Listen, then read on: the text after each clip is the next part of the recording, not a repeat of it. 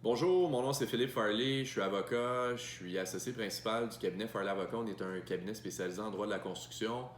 Ma spécialité à moi, c'est les licences RBQ, donc ça fait une quinzaine d'années que je travaille dans ce domaine-là. Alors, j'ai reçu des questions. En fait, si ça vous tente de visiter notre site internet avocat avec un S, construction.com. Sinon, dans les différents réseaux sociaux, Philippe Farley, donc LinkedIn et puis Facebook, donc vous pouvez m'ajouter. Alors, j'ai reçu plusieurs questions sur LinkedIn et sur Facebook cette semaine relativement aux licences RBQ et les situations d'insolvabilité faillite. Vous le savez, on est en COVID-19, on est en isolement. Donc, petite parenthèse, là, mon vidéo est tournée avec mon iPhone. Je suis en situation d'isolement, donc il y a du temps, des gens qui ont du temps pour nous écouter. Et puis moi, j'ai le temps de tourner des vidéos, donc je vais vous faire une petite chronique aujourd'hui.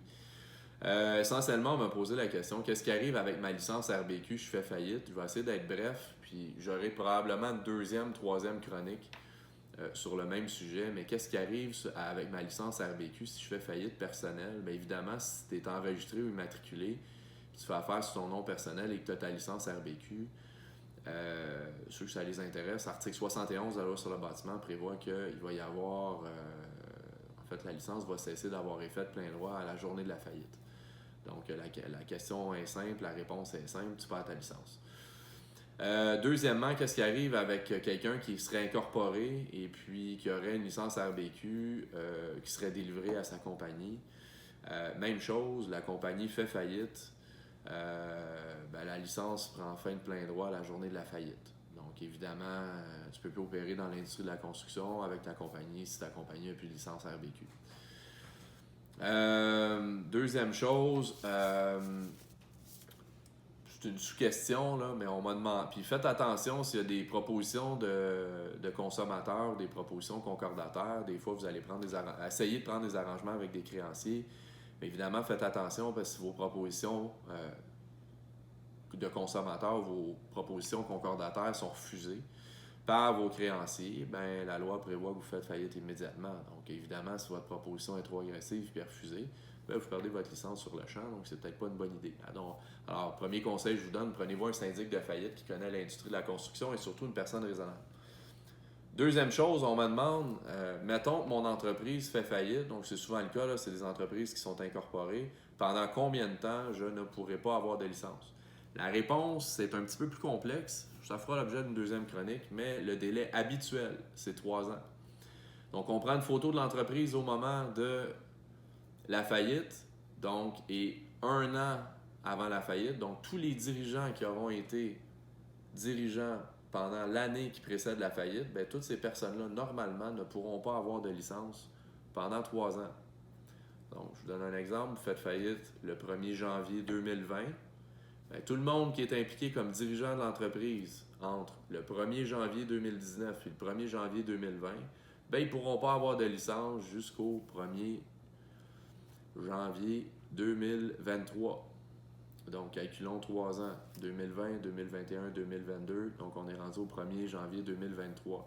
Évidemment, ceux qui ont une deuxième licence, ils pourraient avoir un effet dans cette licence-là. Donc, si vous perdez vous faites faillite dans l'entreprise A, la RBQ pourrait venir vérifier dans l'entreprise B si vous méritez toujours la confiance du public, si vous n'êtes pas en train de finalement vous partir une deuxième entreprise parce que vous le saviez que vous faisiez faillite dans l'entreprise A. Donc, c'est vraiment important de faire attention à ces éléments-là. La notion de dirigeant, elle est importante. Il y a une notion extensive, la notion de dirigeant privé à la loi sur le bâtiment. Ceux que ça vous intéresse, vous irez voir l'article 7 de la loi sur le bâtiment. Vous tapez sur Google loi sur le bâtiment, vous allez aller voir les définitions, la notion de dirigeant.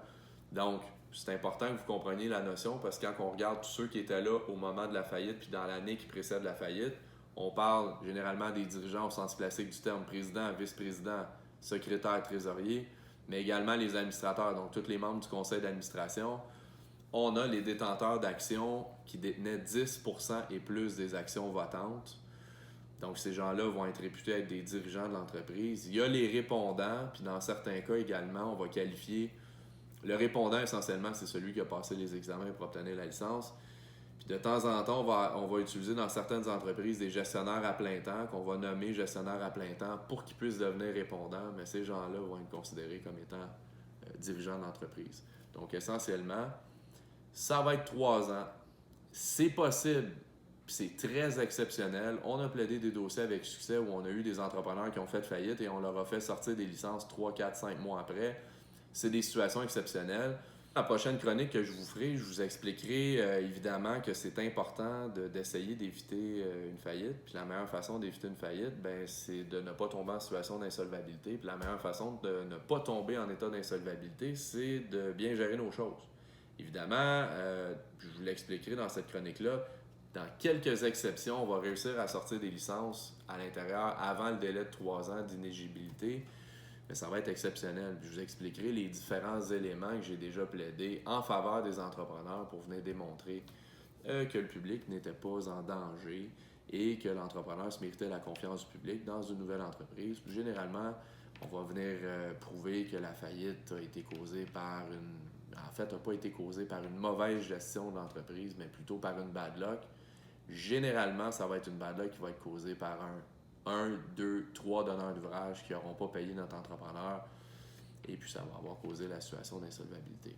Alors, je vous remercie d'avoir écouté la chronique. Pour en savoir plus, vous m'appelez, ça va me faire plaisir de répondre à vos questions. Ou sinon, vous pouvez m'écrire des commentaires dans ma publication et je tâcherai de répondre à vos questionnements. Merci, à la prochaine.